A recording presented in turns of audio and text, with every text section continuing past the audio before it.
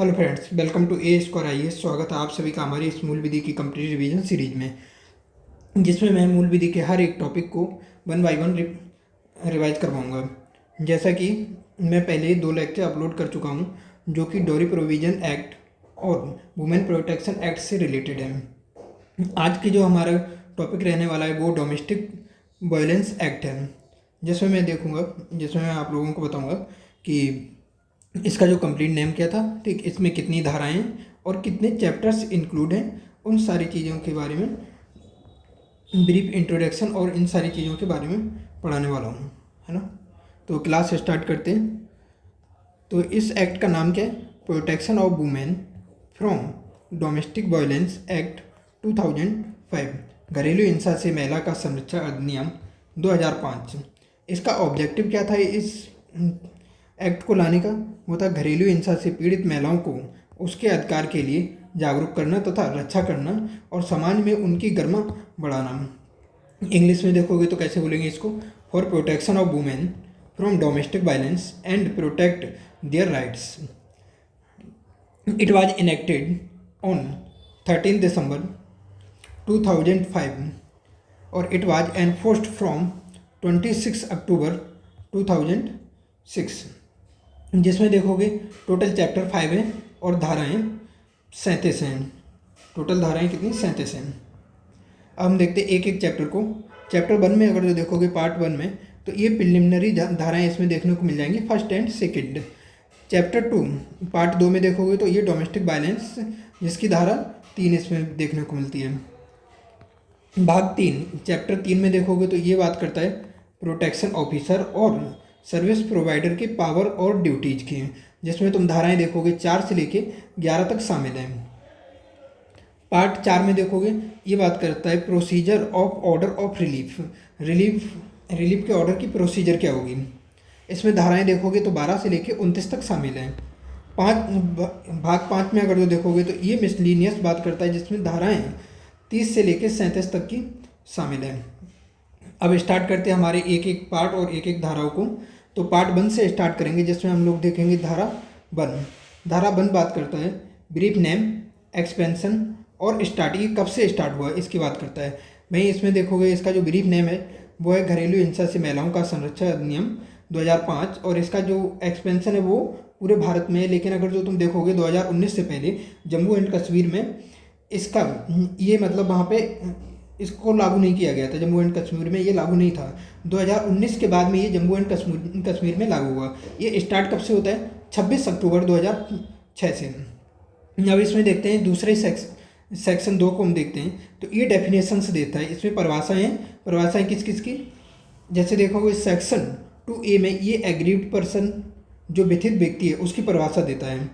A women has faced violence by respondent who has domestic relation with her. एक महिला जो है ना, वो प्रत्यार्थी है ना, उसके द्वारा वायलेंस किया जाता है, जो है ना, जो महिला है जो प्रत्यार्थी के द्वारा प्रताड़ित की जाती है, उसको बोलते हैं हम एग्रीड पर्सन।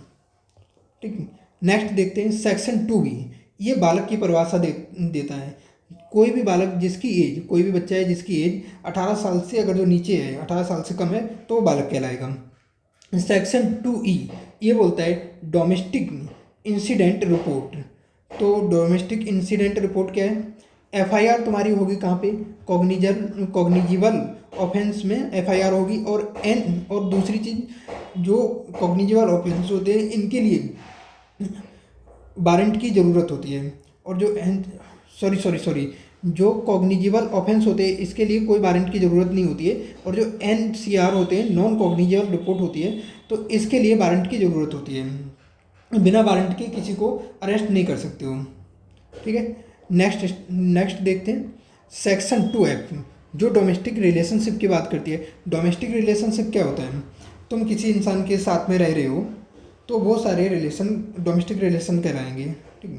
तो जिसमें हम देखते हैं कि जब कोई व्यक्ति साथ में रह रहा हो तो वह डोमेस्टिक या घरेलू नातेदारी में होता है। When person living together it can said as domestic relationship if they have blood relation and marital relation या फिर अडॉप्टिव रिलेशन।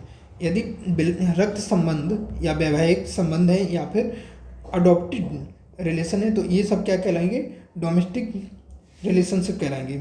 सेक्शन 2G में देखते हैं, सेक्शन 2G है ये डोमेस्टिक वायलेंस की बात करती है जो कि धारा 3 में दी गई है। सेक्शन 2H जो है ये डोरी की बात करता है जो कि हम पहले ही पढ़ चुके हैं, डोरी प्रोविजन एक्ट की धारा 2 में हम पढ़ चुके हैं। सेक्शन 2K ये फाइनेंशियल रिलीफ की बात करता है। फाइनेंशियल रिलीफ दिया जाएगा किसके ऑर्डर पे, मजिस्ट्रेट के ऑर्डर पे फाइनेंशियल रिलीफ दिया जाएगा। कब, जब respondent gave money to aggrieved person.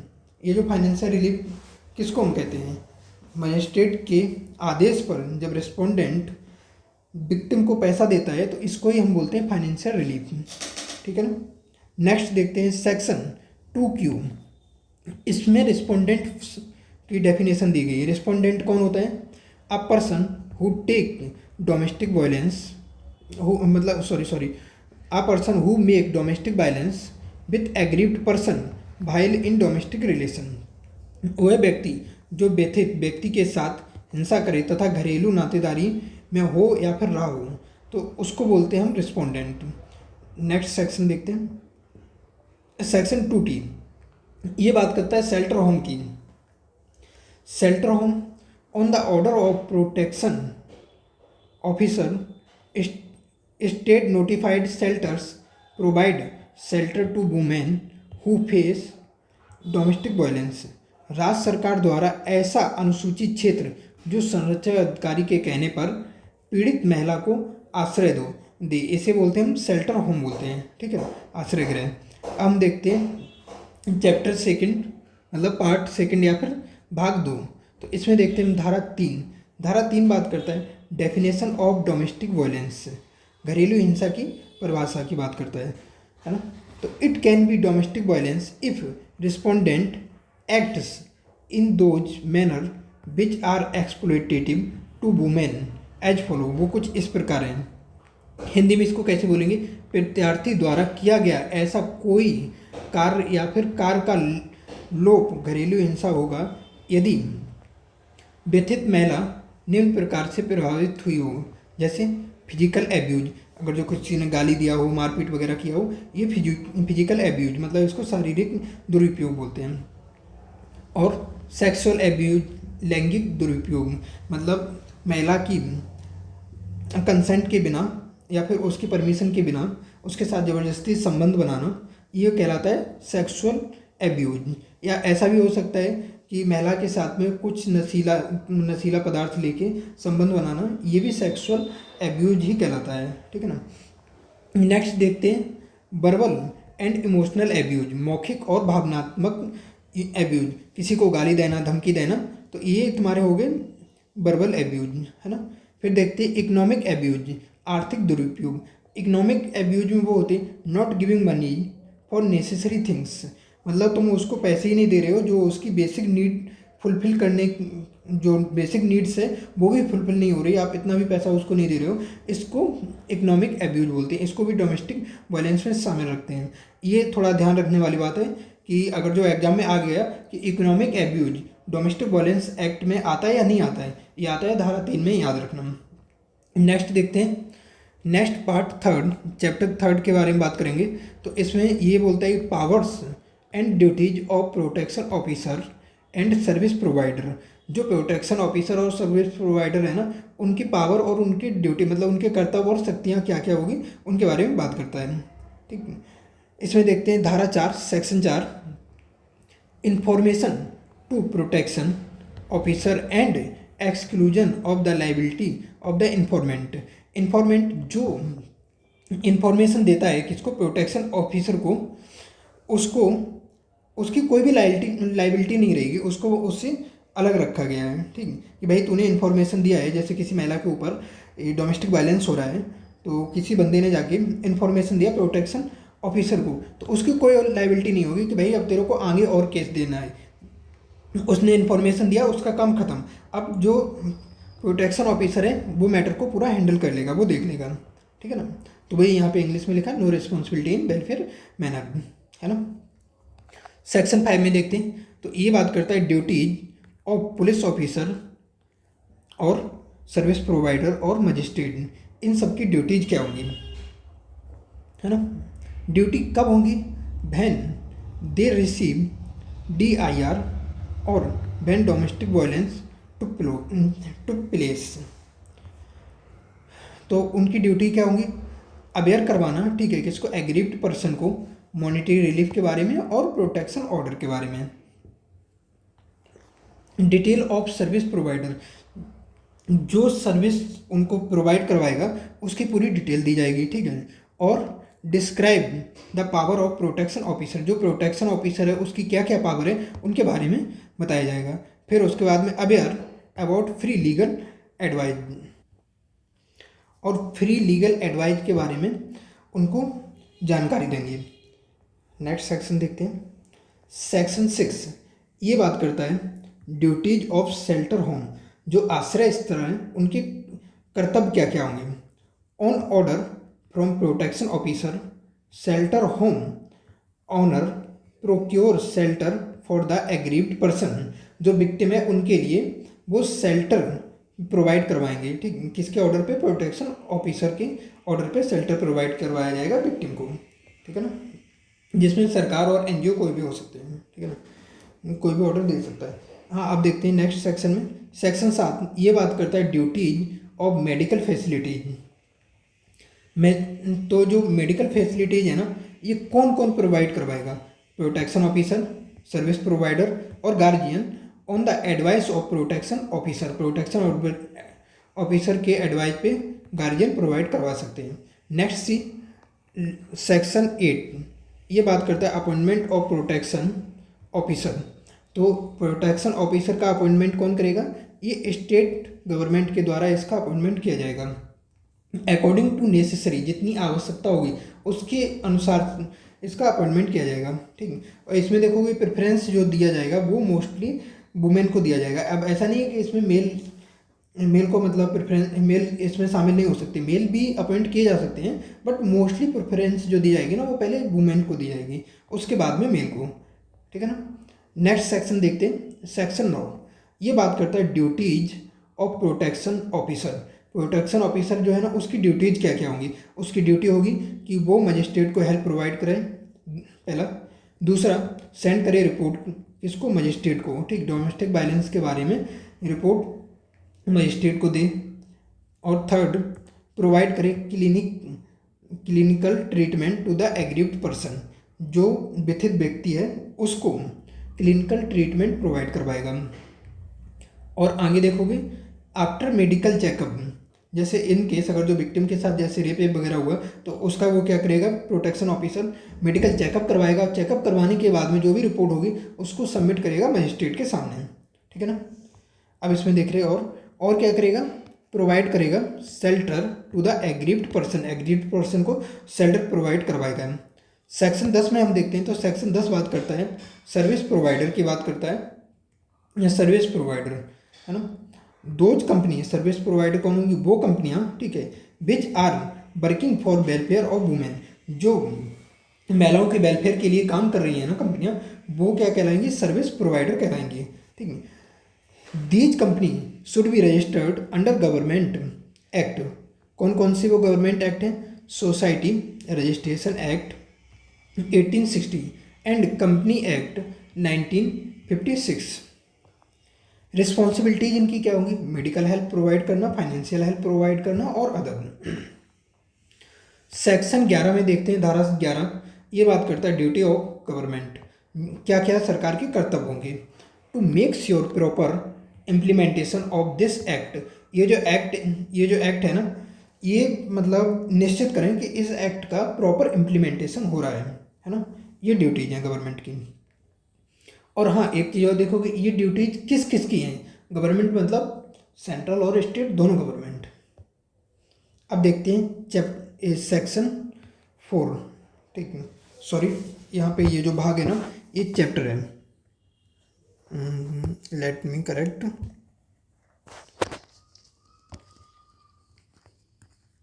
Chapter 4, ठीक है ना। तो चैप्टर 4 जो है ना ये बात करता है procedure for obtaining order of relief, है ना। इसमें हम देखते हैं धारा 12 के बारे में। तो 12 ये बोलता है एप्लीकेशन टू मजिस्ट्रेट, मजिस्ट्रेट को एप्लीकेशन देना। एप्लीकेशन कौन देगा? एग्रीव्ड पर्सन देगा और प्रोटेक्शन ऑफिसर देगा और अदर पर्सन दे सकते हैं इस एप्लीकेशन। नेक्स्ट देखते हैं। हाँ, और इसमें जो फर्स्ट हियरिंग है वो 3 दिन के अंदर होगी और जो कंप्लीट केस है ना वो फिनिश हो जाएगा 60 दिन में, है ना। अब देखते हैं नेक्स्ट सेक्शन 13। सेक्शन 13 ये बात करता है सर्विस नोटिस की। जो सर्विस नोटिस है, ऑर्डर ऑफ मजिस्ट्रेट, मजिस्ट्रेट का जो ऑर्डर है वो जाएगा किसके? प्रोटेक्शन ऑफिसर के पास में। और प्रोटेक्शन ऑफिसर का जो काम है वो क्या करेगा? वो रिस्पोंडेंट तक ये नोटिस पहुंचाए, ऑर्डर रिस्पोंडेंट तक पहुंचाए। वो भी कितने दिन में? 2 दिन के अंदर में। ये जो पूरी प्रक्रिया है ना ये 2 दिन के अंदर में कंप्लीट हो जानी चाहिए। अब नेक्स्ट हम देखते हैं सेक्शन 14। ये बात करता है काउंसलिंग, ठीक, परामर्श का उल्लेख बात करता है, ठीक है ना। तो इसमें देखोगे जो प्रत्यार्थी, ठीक, या विथित हैं, दोनों संयुक्त रूप से कार्रवाई के किसी भी चरण पर सेवा प्रदाता से परामर्श की मांग कर सकते हैं। रिस्पोंडेंट और एग्रीव्ड पर्सन और both can demand advice from service provider at any stage, ठीक है ना। Next BC 14। हाँ, अब देखते हैं धारा 16। तो ये बात करता है proceeding to be held in camera और क्लोज रूम। जो प्रोसीडिंग्स होंगी ना वो बंद कमरे में होंगी। अगर जो मान लीजिए जैसे जो एग्रीव्ड पर्सन है वो चाह रहा है कि मेरी जो प्रोसीडिंग हो, ठीक है, वो एक बंद कमरे में होनी चाहिए, चुपचाप होना चाहिए, ज़्यादा किसी को पता नहीं चलना चाहिए, ठीक है। तो इसके लिए जो प्रोविज़न है वो सेक्शन 16 में मेंशन है। Aggrieved person can demand to proceed in close room. एक मिनट, प्रोसीड, सॉरी थोड़ा इसको करेक्ट कर दो, ठीक है ना। फिर देखते हैं सेक्शन 18। सेक्शन 18 जो है ना प्रोटेक्शन ऑर्डर देता है। ये बात करता है किसके? प्रोटेक्शन ऑर्डर की, ठीक है। संरक्षण आदेश, magistrate can prohibit respondent in the favour of aggrieved person in such way. जो मजिस्ट्रेट है वो जो रिस्पोंडेंट है, ठीक है, जो जिसने क्राइम किया है या फिर जिसने डोमेस्टिक वायलेंस किया है, ठीक, उसको रोक सकता है विक्टिम के फेवर में। किस प्रकार रोक सकता है? मजिस्ट्रेट बोलेगा कि तुम डोमेस्टिक वायलेंस नहीं करोगे, फर्स्ट।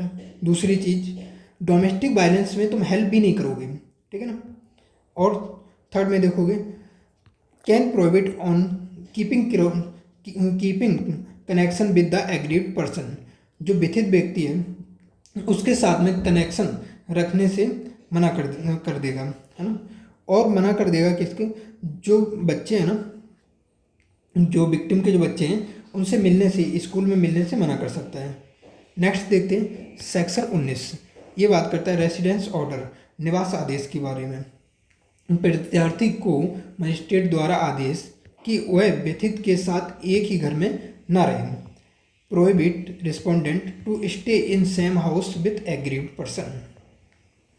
सेक्शन 20 में देखते हैं तो ये मॉनेटरी रिलीफ की बात करता है, जिसमें हम देखते हैं तो धनीय अनुदेश कब? On the order of magistrate, magistrate के ऑर्डर पे, ठीक, गिवन कंपनसेशन, जो कंपनसेशन दिया जाता है ना एग्रीव्ड पर्सन को by respondent is called monetary relief. यही क्या कहलाता है? मॉनेटरी रिलीफ कहलाता है, ठीक है ना। इसमें हम देखेंगे मॉनेटरी रिलीफ किस किस के लिए दिया जा सकता है। तो मेडिकल ट्रीटमेंट के लिए, गुड्स डिस्प्यूट के लिए और अदर। जैसे तुमने अगर जो कोई मोबाइल, जैसे उसकी जो विक्टिम है, विक्टिम के पास मोबाइल था, तुमने क्या किया, उसको मारा और उसका मोबाइल भी तोड़ दिया, तो उसके मोबाइल के लिए मजिस्ट्रेट कंपनसेशन दिलवा सकते हैं। फिर देखते हैं सेक्शन 21। ये बात करता है कस्टमरी ऑर्डर की, अभिरक्षा आदेश, सॉरी कस्टडी ऑर्डर की बात करता है, अभिरक्षा आदेश, ठीक। जो custody of children will remain to mother. जो बच्चों की कस्टडी होगी वो माता के पास में ही रहेगी। रिस्पोंडेंट पर बच्चों से मिलने की रोक लगा सकते हैं, है ना। नेक्स्ट आगे इसमें देखते हैं धारा 22 सेक्शन 22। ये बोलता है कंपनसेशन ऑर्डर, प्रतिकर आदेश, respondent got fined by the magistrate. जो प्रत्यार्थी है ना पर मजिस्ट्रेट द्वारा हर्जाना लगाया जा सकता है ना। इफ़ एग्रीव्ड पर्सन, यदि जो एग्रीव्ड पर्सन जो विक्टिम है ना वो कैसा मेंटली हर्टेड हुआ हो, इमोशनली हर्टेड हुआ और फिजिकली हर्टेड हुआ। नेक्स्ट देखते हैं सेक्शन 23 तेईस में देखते हैं, तो ये बात करता है power to grant interim and ex parte order. Magistrate may pass such interim order as he deems just and proper. Section 24 धारा 24 देखोगे तो ये क्या बोलते हैं, court to give copies of order free of cost. Copies of orders of magistrate shall be given free of cost to the parties by protection officer। Magistrate द्वारा पारित आदेशों को संरक्षण अधिकारी द्वारा पक्षकारों को निःशुल्क उपलब्ध कराना। ये प्रोविजन किस में है, सेक्शन 24 में। अब आगे हम देखते हैं सेक्शन 25 से ये बोलता है ड्यूरेशन एंड अल्टरेशन ऑर्डर।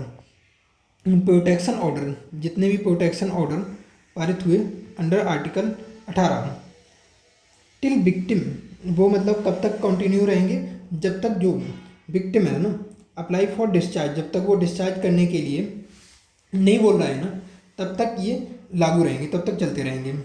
वहीं दूसरी चीज़ देखोगे अल्टरेशन क्या था, alteration order change in circumstances, ठीक, क्या करना, जैसे अगर जो परिस्थितियों में बदलाव आए तो जो ऑर्डर दिया गया उसका अल्टरेशन कर देना या मॉडिफिकेशन हो जाना या फिर रिवोकेशन, मतलब पूरी तरीके से हटा देना, परिस्थितियों के अकॉर्डिंग इसको किया जा सकता है सेक्शन 25 में। सेक्शन 26 में हम देखते हैं relief in other suit and legal proceedings. Under article 18 वो अंडर सेक्शन 18, 19, 20, 21 और 22 अफेक्टिंग पर्सन या फिर मतलब जो दोनों पार्टी है ना वो क्या कर सकती हैं, लीगल प्रोसीडिंग्स कर सकती हैं, ठीक है। जैसे जो आर्टिकल जो भी मतलब रिलीफ ऑर्डर दिए गए हैं ना 18, 19, 20, 21 और 22 में वो अफेक्टिंग कर रही हैं किसी भी पार्टी को, तो वो क्या करते हैं, वो लीगल प्रोसीडिंग कर सकते हैं किसी भी कोर्ट में जाके, चाहे वो सिविल कोर्ट हो, फैमिली कोर्ट या फिर सिविल कोर्ट में, वो क्रिमिनल कोर्ट में जाके लीगल प्रोसीडिंग्स करवा सकते हैं। सेक्शन 27 में देखोगे तो ये जुरिडिक्शन की बात करता है, क्षेत्राधिकार की बात करता है। तो जिसमें तुम देखोगे जो मैटर होगा वो जाएगा किसके, JMFC के पास में, जिसको हम बोलते हैं judicial magistrate of first class. Decision of magistrate enforceable in whole India, जो मजिस्ट्रेट का जो डिसीजन होगा वो पूरे भारत में एनफोर्सिबल होगा। अब नेक्स्ट देखते हैं सेक्शन 28, ये बोलता है प्रोसीजर की बात करता है। ऑल प्रोसीडिंग्स, जितनी भी प्रोसीडिंग्स हुई अंडर सेक्शन 12, 18, 19, 20, 21, 22 और 23 एंड ऑफेंसेस अंडर सेक्शन 31, जो भी ऑफेंसेस किए गए हैं ना सेक्शन 31 के अंदर, ठीक, shall be governed by the provision of code of criminal procedure 1973, जो क्रिमिनल प्रोसीजर कोड है 1973 का, उसके अधीन वो सारे गवर्न किए जाएंगे जितने भी ये सेक्शन दिए गए हैं ना। अब नेक्स्ट देखते हैं सेक्शन 29, ये बात करता है अपील की, ठीक, within 30 days of decision of magistrate aggrieved person और respondent can appeal in session court. जो एग्रीव्ड पर्सन जो विक्टिम है और जो रिस्पोंडेंट है वो 30 दिन के अंदर सेशन कोर्ट में अपील कर सकता है। नेक्स्ट सेक्शन देखते हैं चैप्टर 5 और पार्ट 5, ये हमारा लास्ट पार्ट है जो बात करता है मिसलेनियस की, मतलब प्रकीर्णन। इसमें हम देखेंगे सेक्शन 30, ये किसके बारे में बात करता है, ये बोलता है protection officer and member of service provider to be public servant. जो प्रोटेक्शन ऑफिसर और जो सर्विस प्रोवाइडर के जो सर्विस प्रोवाइडर होंगे वो पब्लिक सर्वेंट्स होने चाहिए, ठीक है ना। सेक्शन 31 देखते हैं, धारा 31, ये बात करता है किसकी, penalty for breach of protection order by the respondent. अगर जो रिस्पोंडेंट का, चलो इसको हिंदी में देख लेते हैं, यदि प्रत्यार्थी द्वारा संरक्षण आदेश को भंग किया जाए तब इस संबंध में शास्ति, इसमें तुमको जेल हो सकती है 1 साल की और फाइन 20,000 रुपये तक का, ठीक है। या फिर दोनों एक साथ में हो सकते हैं। फिर इसमें देखेंगे अगर जो जैसे क्या हुआ, जैसे मान लो कि कोई मेल है, ठीक, वो क्या कर रहा है, वो किसी महिला के ऊपर डोमेस्टिक वायलेंस कर रहा है, मतलब वो उसको मार रहा पीट रहा है, और मारते पीटते टाइम क्या हुआ कि उसने उसका हाथ तोड़ दिया, है ना। तो इस केस में उसको जो सज़ा दी जाएगी वो बीएनएस की धारा 85 के तहत दी जाएगी, ठीक है। और जो उसकी जो सज़ा होगी वो 3 साल से कम नहीं होगी और 10 साल तक हो जाएगी, और फाइन भी उस पर चार्ज किया जा सकता है, ठीक है ना। नेक्स्ट सेक्शन देखते हैं 32, 31 के अधीन हुए अपराधों की प्रवृत्ति। ये कैसे, इनकी अगर जो तुम नेचर ऑफ द क्राइम्स देखोगे तो कैसे कॉग्निजेबल हैं और नॉन बेलेबल हैं, बिना वारंट के तुमको वो किया जा सकता है, अरेस्ट किया जा सकता है, और नॉन बेलेबल, और इनमें जमानत नहीं मिलेगी। अगर जो कब नहीं मिलेगी, जब तुमने सेक्शन 31 के, अगर जो तुमने 31 सेक्शन को वायलेट किया तो, ठीक है ना।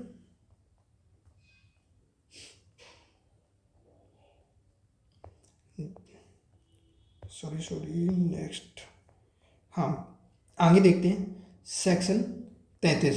तो ये बात करता है penalty for not discharging duty by the protection officer, संरक्षक अधिकारी द्वारा कर्तव्य निर्वहन ना किए जाने पर सजा।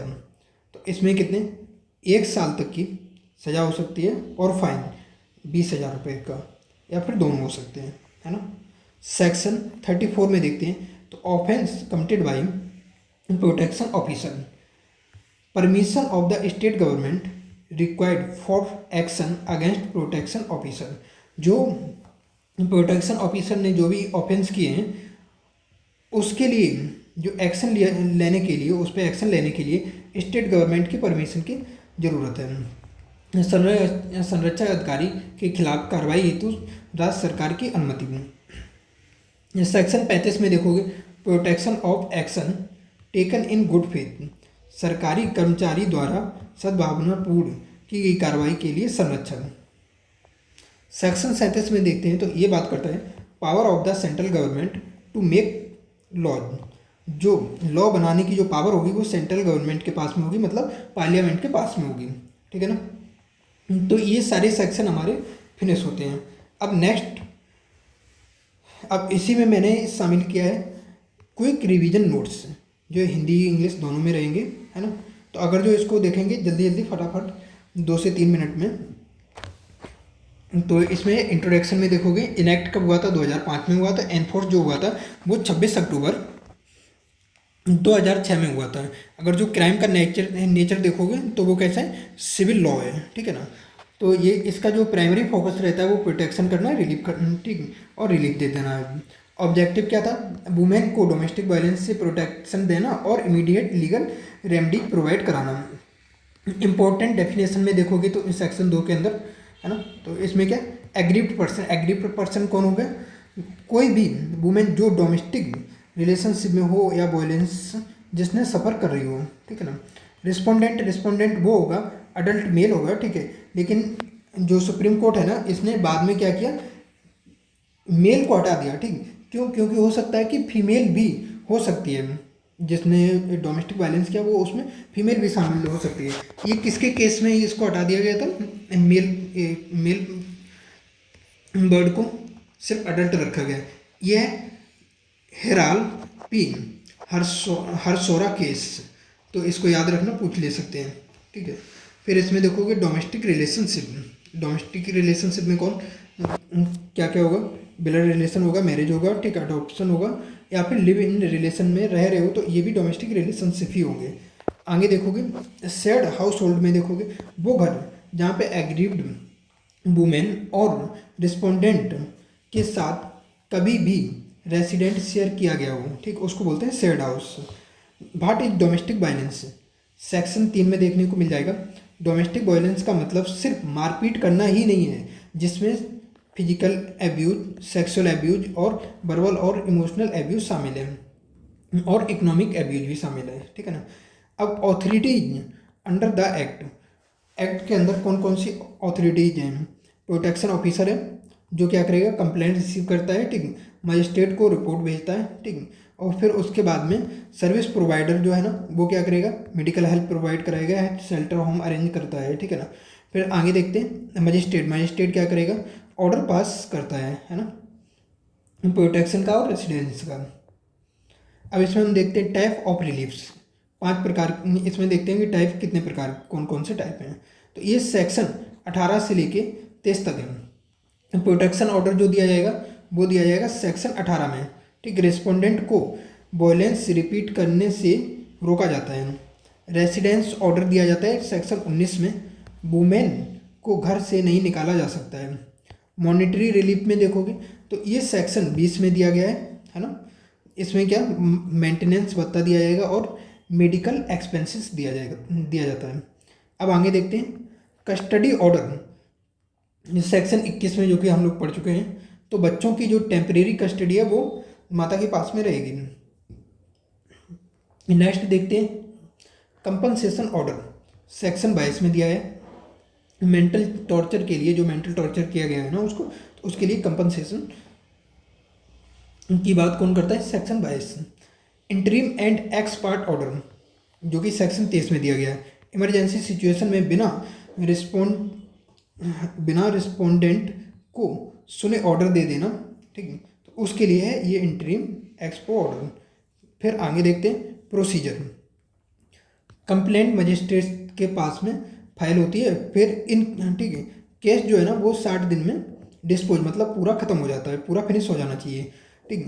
पुलिस भी हेल्प कर सकती है, ठीक, कंप्लेंट रजिस्ट्रेशन करने में। जो पुलिस है वो हेल्प करती है केस में कंप्लेंट रजिस्टर करने में।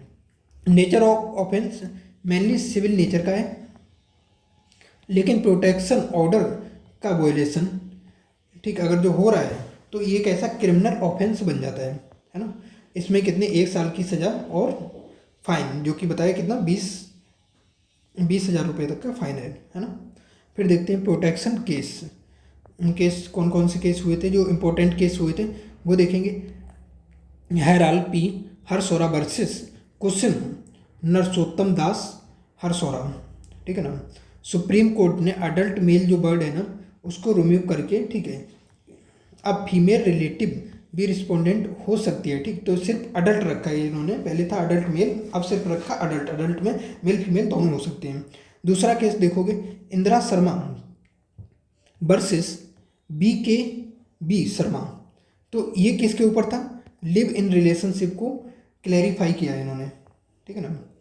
फिर देखते हैं इम्पोर्टेंट एग्जाम पॉइंट में देखोगे 1 लाइनर, तो इसमें क्या क्या पूछता है, एप्लीकेबल ओनली टू वुमेन, ठीक है, कवर लिव इन रिलेशनशिप, ये पूछेगा कि मतलब किसके लिए ये एप्लीकेबल है, वुमेन के लिए है, लिविंग रिलेशन है उसको भी कवर करता है, ठीक है। इकोनॉमिक एब्यूज जो है ना वो भी इंक्लूड करता है, ठीक। Share house hold concept very important है ना, पूछ लेता है ये भी।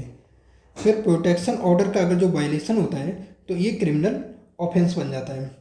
Proceeding govern by CRPC procedure, जो प्रोसीडिंग होंगी वो किसके द्वारा, किस लॉ के बाद में, किस लॉ के अकॉर्डिंग होंगी, CRPC प्रोसीजर।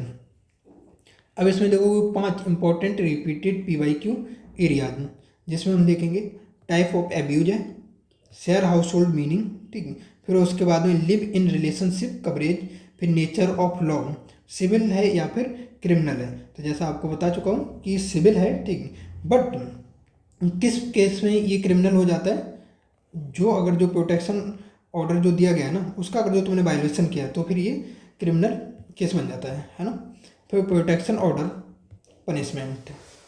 तो ये क्लास हमारी कंप्लीट होती है।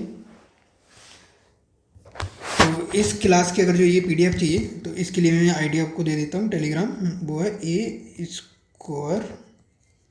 A2IAS, है ना। इसको सर्च करोगे तो आपको चैनल मिल जाएगा मेरा, जिसको आप लोग ज्वाइन करके रख लीजिए, और जिसमें ये पूरा PDF मैं प्रोवाइड करवा दूंगा। होप आप लोगों को ये क्लास अच्छा लगा होगा, और आप लोगों को कोई भी सजेशन हो या फिर जो भी आप लोगों को अगर जो क्लास अच्छा लगा हो तो कमेंट सेक्शन में अपना मैसेज छोड़ दीजिएगा। Thank you.